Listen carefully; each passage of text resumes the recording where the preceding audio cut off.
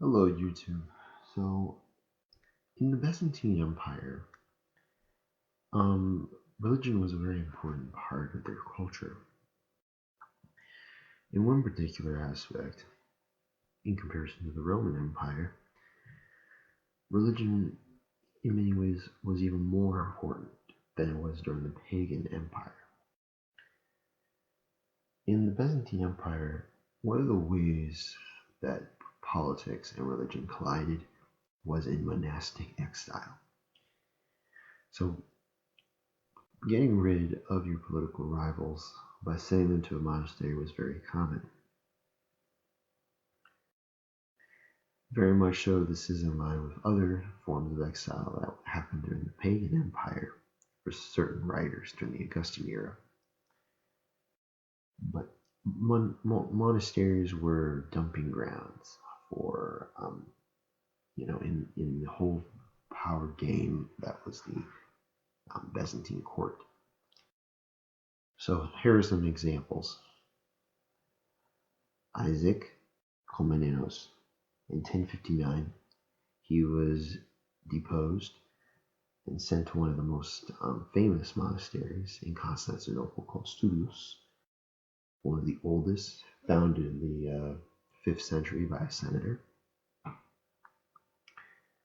So church and everyday life were intertwined with each other, and politics would often be getting involved in the church, and the church would be involved with politics.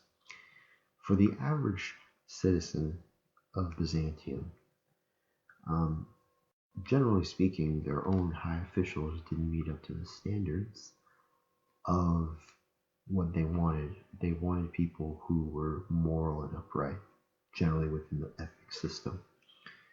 But what the Byzantines really liked was asceticism. They liked the idea of people turning away from all the worldly delights and becoming a hermit, essentially, devoting one's life to prayer and isolation from everyday life.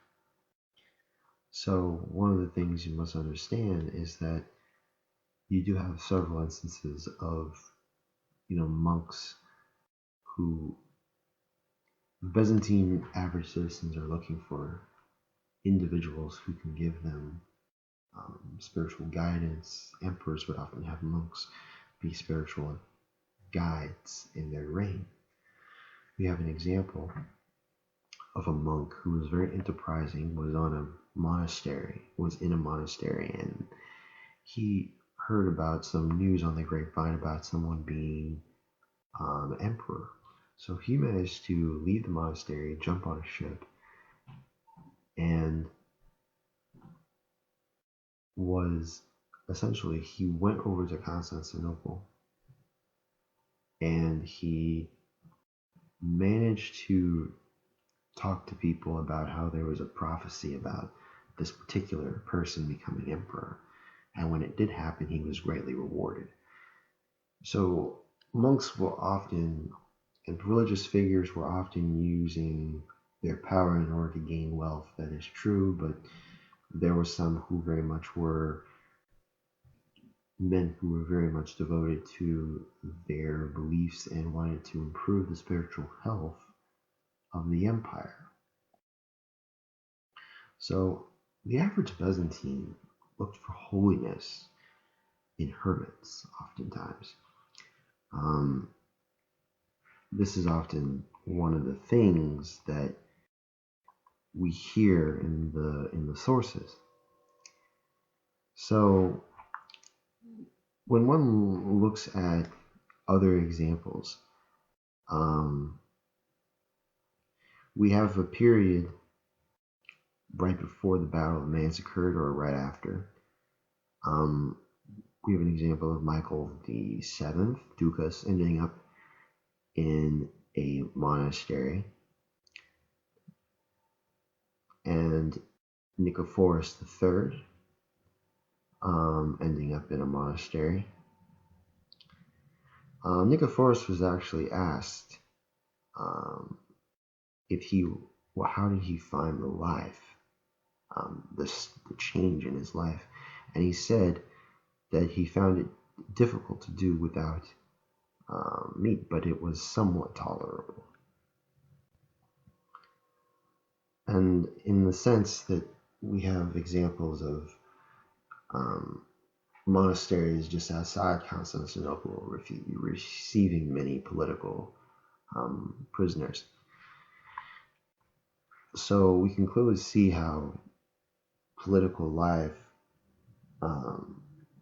invaded the monastery as much as the monastery invaded politics. This really shows to you how intertwined religion was with politics in the Byzantine Empire, or what one would say is the Eastern Roman Empire.